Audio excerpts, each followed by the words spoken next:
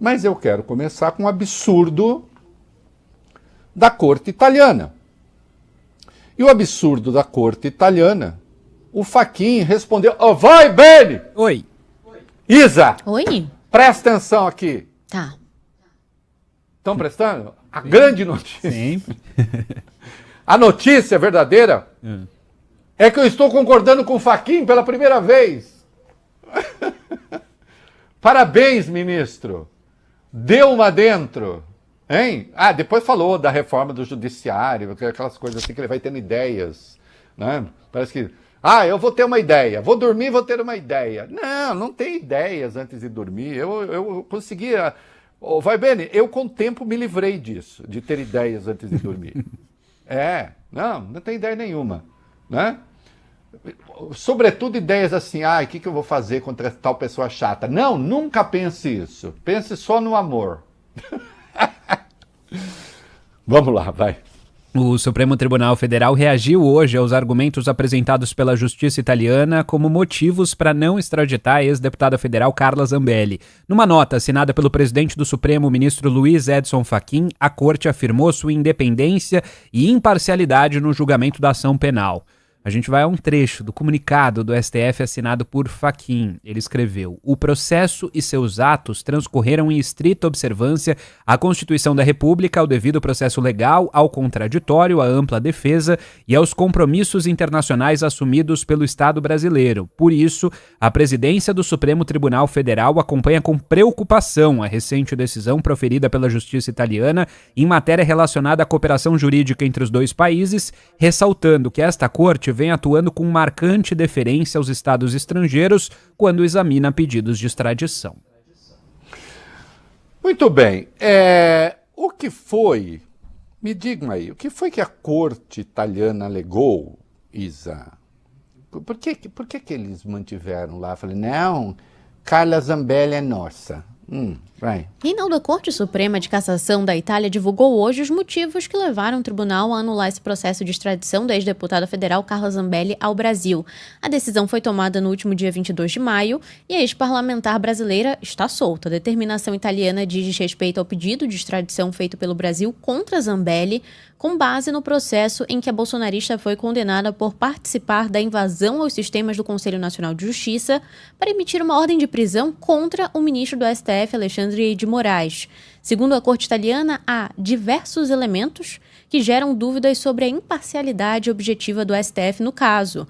Para os magistrados italianos, Moraes acumulou diferentes funções ao longo do processo e atuou simultaneamente como integrante do colegiado, julgador e como pessoa prejudicada por um dos crimes da deputada, o que, na avaliação da Corte de Roma, vai contra os princípios de imparcialidade e independência judicial.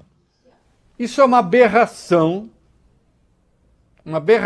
sobre vários pontos de vista. Já escrevi um artigo no Metrópolis, está lá ilustrada com a cara da Zambelli e do Cesare Battisti. A corte italiana desconhece a legislação brasileira, que está aí, inclusive, desde 1941, e tem gente aqui no Brasil ignorando isso também. Eu já disse o seguinte, vai bene, eu posso, por minha conta, cuidar das minhas ignorâncias. Das ignorâncias dos outros, eu posso apontar caminhos, informar lei, dizer como as coisas são. Atenção, nós temos um Código de Processo Penal. O artigo 252 do Código de Processo Penal, e eu explico isso no meu artigo no Metrópolis, o artigo 252 trata do impedimento do juiz. E o artigo 253 da suspeição. São coisas que acabam resultando a mesma coisa, mas tem um pouquinho de diferença, depois vocês olham lá. E, evidentemente, se o juiz é causa, é objeto da ação, ele não pode ser juiz. Em princípio, não. Eu tenho um interesse objetivo aqui, não posso ser juiz. Ou então, eu tenho uma inimizade com o réu, também não posso. Aí já é uma questão mais subjetiva. Agora, desde 1941, existe o artigo 256 do Código de Processo Penal. E eu acho impressionante que certos jornalistas estejam ignorando isso. Eu não quero que jornalista pare de escrever sobre direito, mas, por favor, se informe antes de fazê-lo. As pessoas têm de se informar para escrever sobre medicina, por que não se informam para escrever sobre direito? E o artigo 256 é explícito. A suspeição não poderá ser declarada nem reconhecida quando a parte injuriar o juiz ou de propósito der motivo para criar a suspeição. E isso vale para o impedimento também. Então vamos lá. Eu sou réu e tenho o juiz X que vai me julgar. Vai, Beni, eu não quero esse juiz porque eu acho que ele vai me prejudicar. Tá bom. Vai votar contra mim. Sabe o que eu devo fazer então? O quê?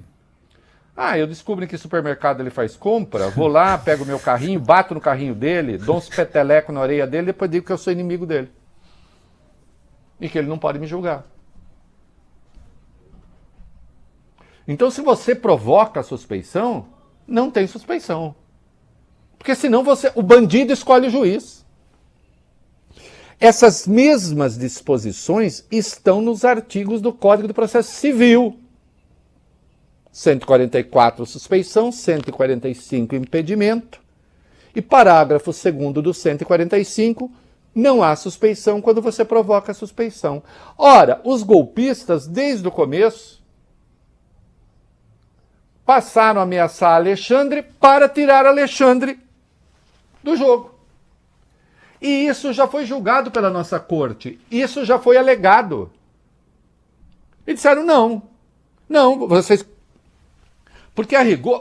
Isa, presta atenção, Isa, presta atenção. Tá prestando atenção, Isa? Então preste atenção. Fosse assim, todo o Supremo seria suspeito. Fosse assim, todo o TSE seria suspeito. Sabe por quê, Isa? Porque o golpe buscava derrubar o Supremo e o TSE. Então, o Supremo vai bem. O Supremo não pode julgar. O Supremo não pode julgar Bolsonaro e os golpistas. Por quê? Porque o golpe buscava derrubar o Supremo. O TSE não poderia julgar a inelegibilidade de Bolsonaro. Por quê? O Bolsonaro tentava derrubar o TSE. Então, fazer o seguinte, eu ataco o juiz por juiz não ser meu juiz.